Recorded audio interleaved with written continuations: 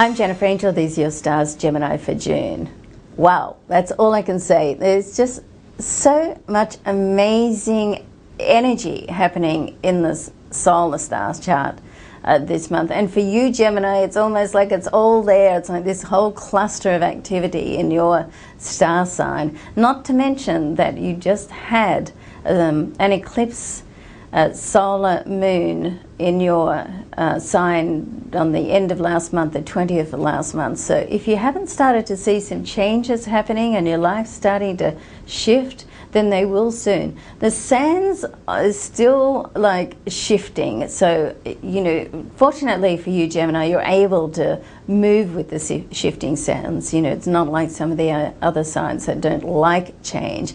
You actually embrace it and welcome it because, you know, if life stays the same for you for too long, you can become stagnant. And when that happens, you become very despondent with life. And so this is perfect for you. There's huge changes happening, particularly with career, but it's almost like it's fated events. So not only did you have the solar eclipse last month in your sign, this month on the 4th, it's a lunar eclipse right sitting there, right opposite your sign. Now this area is all to do with love and romance. So let's come back to that and talk about that a little bit more in depth, okay?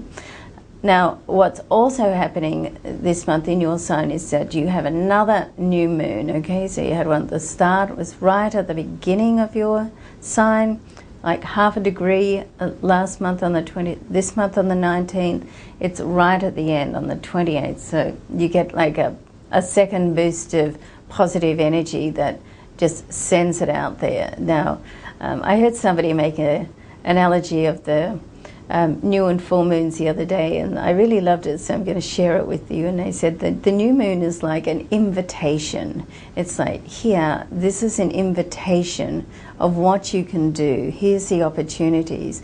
Where the full moon is like a demand. It's like if you don't, you know, take the invitation and move into your next phase of life, it's like the full moon comes along, and that's the eclipse on the 4th. Comes along and says, okay, fine, you didn't make any decisions, we're now going to take it out of your hands. It's like, you know, only one person in a relationship, for instance, or in the dynamic of the people that you share your life with has to change their life, and your life automatically changes. So that's what I mean by taking it out of your hands. You may not be always in control, which is fine, because even though it's nice to be in control, you know, sometimes it's nice just to be able to have faith and trust that the universe is supporting you, and what's happening is just taking you along. You're going along for the ride, which of course is never the case as a Gemini, because you're always first out there to grasp an opportunity or to, you know, take on some studies and learn some more. So,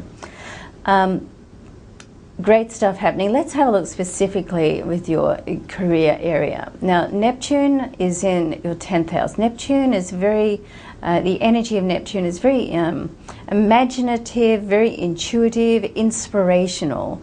So you've also got Mercury, which is your ruling sign, in a planet rather in your sign, and moving into your solar 2nd house of money and possessions, and then moving into your 3rd house, creative ventures and media. So couple these two together, and what you have is like, you know, you can really get behind if you're working on a creative project. It really has the stars, planets, universe supporting that at the moment to come through, okay? So even if you feel like up to now you've been struggling a bit to move forward, that's all going to change, okay? So don't give up. Things are going to change, and in a major way for you. Now back onto love and romance. So let's have a look what's happening specifically. You have Venus, the Lady of Love, still in your sign. It is still retrograde right through to, I think it's the 28th.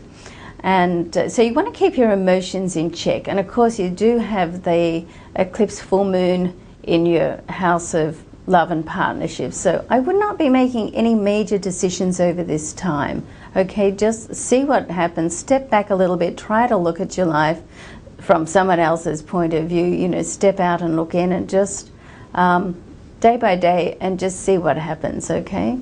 Now, your lucky numbers are 4, 12, 17, 18, and 19. Left room there for you to put your own number in.